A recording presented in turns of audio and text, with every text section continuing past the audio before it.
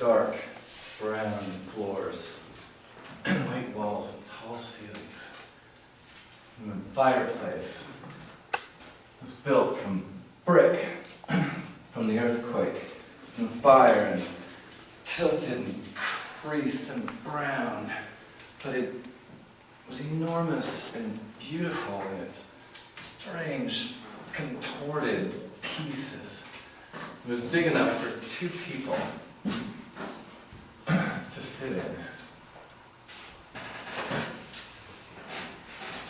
I lived with Sue in one room, and behind us, our roommate Jean Harrison. And below us was a little man.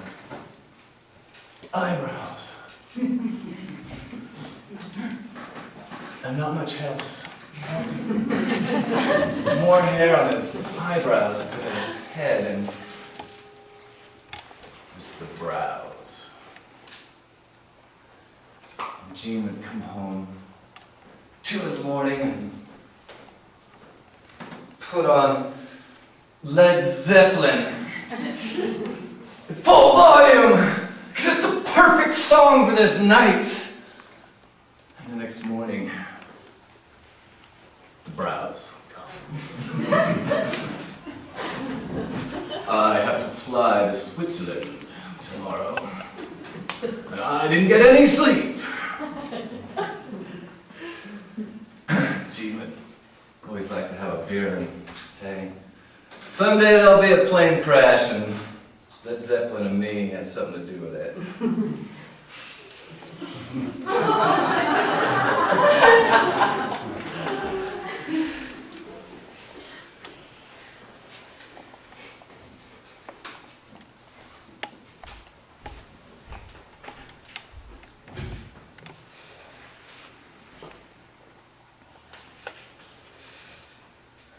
I'm at the San Geronimo Valley Community Center here.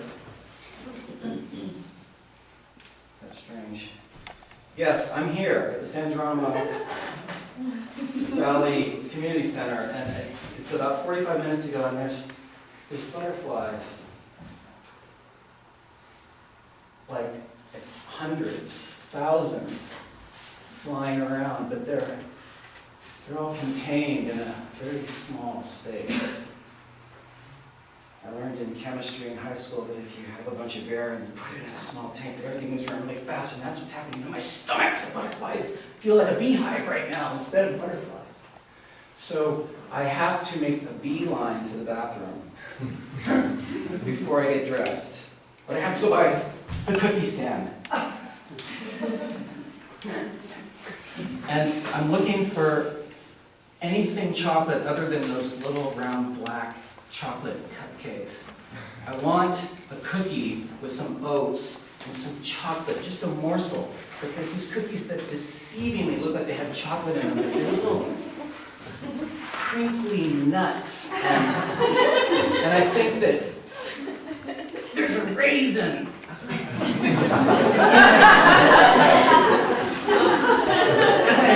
I look closely and I swear one looks like that beautiful, like the Taj Mahal, that beautiful drop of chocolate. But as I look closer, it's got a wrinkle!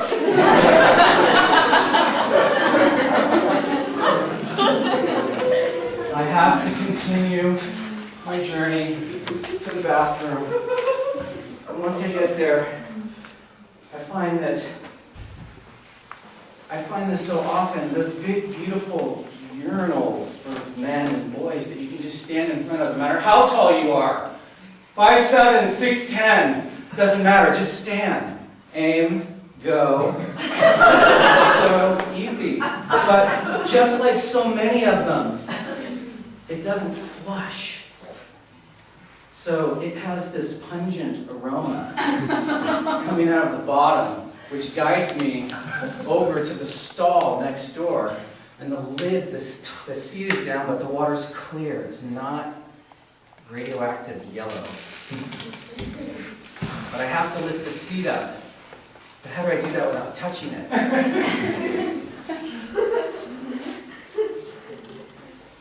When I'm done, I have to wash my hands. No, I go to the door. That's right, I went to the door first. And I went upon the door, and then I thought, you should wash your hands. When was the last time you washed your hands? I don't know, I should wash my hands. And I remember seeing a sink. And then I remember seeing two sinks. So I turned and I went to the two sinks. And I noticed two bottles. One was clear with green, and one had a bunch of beautiful sparkles on it. And I was drawn to the sparkles. And so I washed my hands, and there was actually soap in the sparkly bottle. And I thought, well, this looks like a really well-kept community center. So there's probably soap in this beautifully decorated little spotty colored, iridescent colored bottle. And there was. And so I washed my hands, and I washed them some more. And then I washed them some more. And then I felt this sharp pain on my back. And I realized that of the two sinks, I had chosen the one that was clearly designed for toddlers. And then I just stood myself up and thought, what does this mean about my psyche?